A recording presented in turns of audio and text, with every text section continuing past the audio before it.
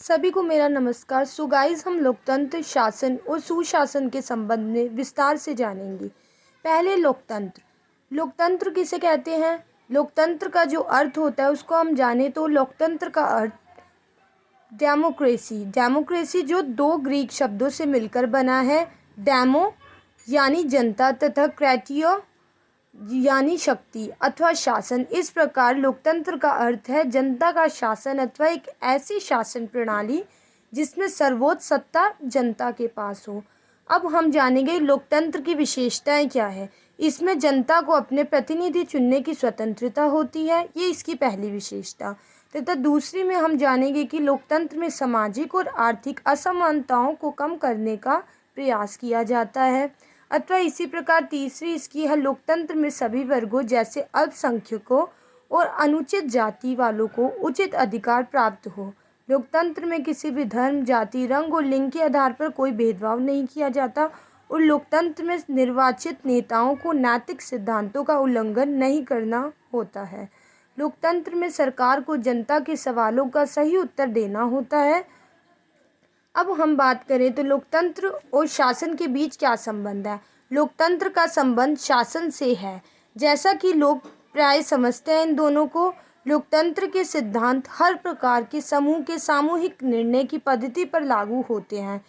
वास्तव में राज्य के स्तर पर लोकतंत्र तथा समाज के अन्य संगठनों में लोकतंत्र के बीच बड़ा महत्वपूर्ण संबंध है, परंतु राज्य के स्तर पर लोकतंत्र का मौलिक महत्व है क्योंकि राज्य में सभी संगठन समाहित हैं।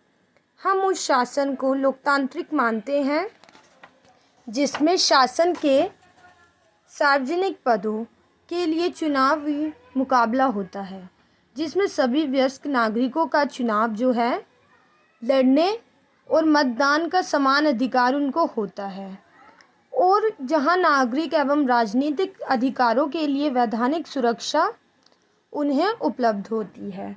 अब हम शासन की बात करें तो शासन का अर्थ है किसी सरकार के गठन को उस देश का शासन कहा जाता है। शासन में हम बात करें तो किसी व्यक्ति विशेष के द्वारा उसे चलाया जाता है। लोकतंत्र में शासन के व्यक्ति का चुनाव जनता के ही द्वारा होता है और शासन नीति का निर्धारण करता है। लोकतंत्र में शासन जनता के प्रति उत्तरदायी होता है। इसी प्रकार सरकार की हम ज़रूरतों की बात करें तो सरकार कुछ निश्चित व्यक्तियों का समूह होता है, जैसे राष्ट्रीय तथा राज्यों में निर्धारित काल के लिए तथा निश्चित पद्धति द्वारा शासन करता है। प्राय इसके 3 अंग हैं। क्या क्या है उसको कहेंगे? व्यवस्थापिका, कार्यपालिका तथा न्यायपालिका।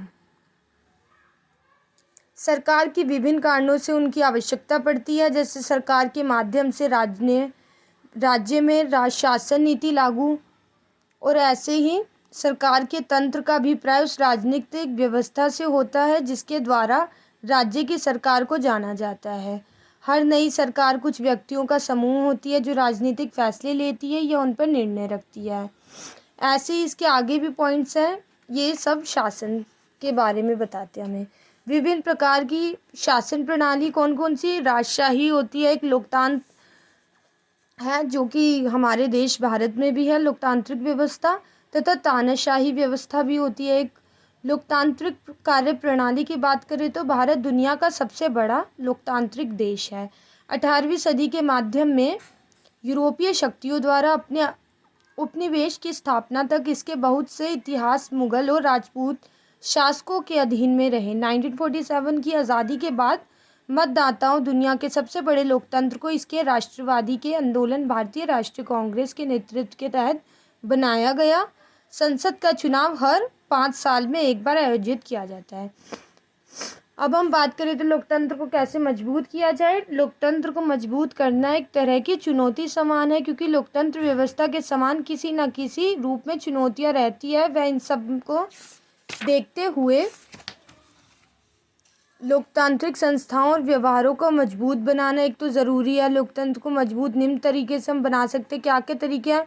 संस्थाओं की कार्य पद्धति को हम सुधार सकते हैं, राजनीतिक दल में सुधार ला सकते हैं, सत्ता का विकेंद्रीकरण, आर्थिक असमानताओं को दूर करें हम, महिलाओं और अल्पसंख्यक की भागीदारी को भी हम सुनिश्चित करें, जनता की संपूर्ण और सर्वोच्च भागीदारी हो, सरकार का उत्तरदायी हो, जनता की हिफाजत व अपने कर्तव्यों का पालन अच्छे से करना, निष्पक्ष न्यायालयों और भ्रष्टाचार व अपराध को हम खत्म करें।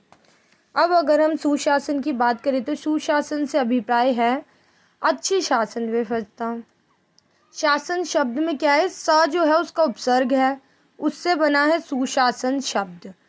सु उपसर्ग है तथा शुभ, अच्छा, मुगलकारी जो है आदि भावों को व्यक्त करने वाला होता है। ये मंगलकारी है शब्द।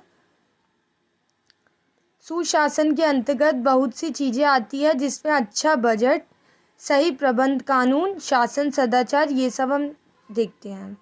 अब सुशासन की अवधारणा की बात करें तो सुशासन उभरते हुए विश्व में अति आवश्यक होता रहा है। अच्छे शासन व्यवस्थापन राज्य की पहली आवश्यकता है और सुशासन यदि एक लक्ष्य के रूप में देखा जाए तो जिस अवधारणा को हम वर्तमान में प्रयुक्त करते हैं वह वर्ष 1989 में विश्व बैंक द्वारा प्रवर्तित की गई सतत मानव विकास को प्राप्त करने के लिए सुशासन को वैश्विक स्तर पर स्थापित करना अंतर्राष्ट्रीय समुदाय की एक महत्वपूर्ण पूर्वापेक्षा बन गई। सतत विकास का अर्थ उस सामाजिक पर्यावरणीय व्यवस्था से है जिसके तहत संसाधनों का इस्तेमाल इस प्रकार हो कि बिना प्रकृति के सौंदर्य, स्थिरता, एक संपूर्णता पर प्रतिघात किए हुए आने वाला मानव पीढ़ियों की आवश्यकताओं को पूरा किया जा सके।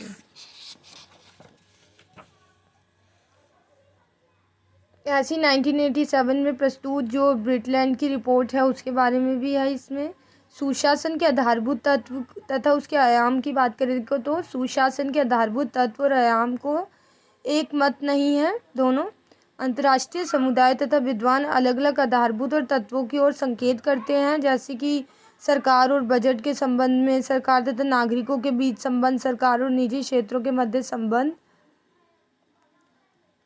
विश्व बैंक की रिपोर्ट भी है जो 1992 में गवर्नेंस की नई अवधारणा का प्रतिपादित किया है। उसमें गवर्नेंस शब्दबंद में प्रशासन का उद्देश्यपूर्ण अधिक अभ्यास था। गवर्नेंस में व्यक्ति, संस्थाएं और सार्वजनिक एवं निजी संयुक्त रूप में शामिल है। सुशासन की यदि हम विशेषताओं की बात करें तो एक तो उसमें पारदर्शिता है, यह सूचना के अबाध प्रवाह तथा शासनात्मक प्रक्रियाओं से प्रभावित होने वाले लोगों को उसकी पहुंच के सिद्धांत पर आधारित है। और उसी प्रकार उत्तरदायित्व, उसका जवाबदेही होना, आम सहमति, कानून के नियम, ये सब विशेषताओं में आते हैं। ऐसी चुनौतियां क्या है, भ्रष्टाचार का होना, प्रशासनिक प्रतिक्रिया और जनसंख्या विस्फोट। और मौजूदा मोदी सरकार की सुशासन की बात करें तो जैसे भ्रष्टाचार से मुक्त प्रशासन रहा, नीति आयोग का जो गठन के बारे में हम बात करेंगे। इसमें उनकी अवसंरचना का विकास, प्रधानमंत्री जन धन योजना के बारे में, राष्ट्रीय राजमार्गों पर जोर दिया गया, मन की बात कार्यक्रम,